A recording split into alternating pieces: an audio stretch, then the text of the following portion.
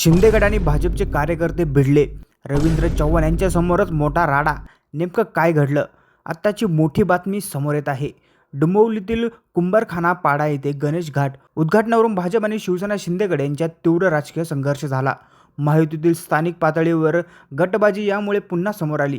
Banner झाकल्याच्या आरोपावरून दोन्ही पक्षाच्या कार्यकर्त्यांमध्ये शाब्दिक बाचाबाची झाली. डोंबिवली पूर्वेकडील कुंभारखाना पाडा परिसरात गणेश घाट आणि टागाई मंदिर प्रवेशद्वाराच्या सुशोभीकरण कामाच्या उद्घाटनावरून भारतीय जनता पक्ष आणि शिवसेना यांच्या स्थानिक कार्यकर्त्यांमध्ये रविवारी तीव्र राजकीय संघर्ष पाहायला मिळाला.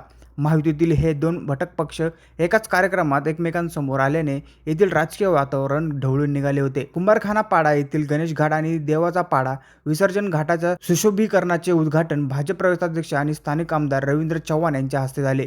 या उद्घाटनात सोहळ्याच्या निमित्ताने भाजपने मोठ्या प्रमाणात शक्ती प्रदर्शन केले होते. संपूर्ण परिसरात भाजपचे मोठे बॅनर आणि झेंडे लावण्यात आले होते. या उद्घाटनाच्या कार्यक्रमाच्या काही दिवस आधीच भाजपमधून शिवसेना शिंदे गटात प्रवेश केलेले माजी नगरसेवक विकास म्हात्रे आणि त्यांच्या पत्नी कविता म्हात्रे हे या ठिकाणी चर्चेचा केंद्रबिंदू ठरले. या म्हात्रे दाम्पत्याच्या समर्थकांनी या परिसरात मोठ्या प्रमाणात बॅनर आणि हेर्डिंग्ज लावून आपले शक्ती प्रदर्शन केले होते. या उद्घाटन समारंभाला सुरुवात होत असतानाच शिवसेनेचे शिंदे गटाचे कार्यकर्त्यांकडून विकास म्हात्रे आणि कविता म्हात्रे यांचे काही बॅनर व होर्डिंग झाकण्यात आल्याचा आरोप भाजपच्या कार्यकर्त्यांनी केला. या प्रकारामुळे भाजपचे कार्यकर्ते संतापले आणि त्यांनी तीव्र आक्षेप घेतला. बॅनर झाकल्याच्या घटनेनंतर दोन्ही पक्षाच्या कार्यकर्त्यांमध्ये शाब्दिक बाचाबाची सुरू झाली. भाजपच्या कार्यकर्त्यांनी थेट शिवसेना कार्यकर्त्यांसमोर जोरदार घोषणाबाजी सुरू केली.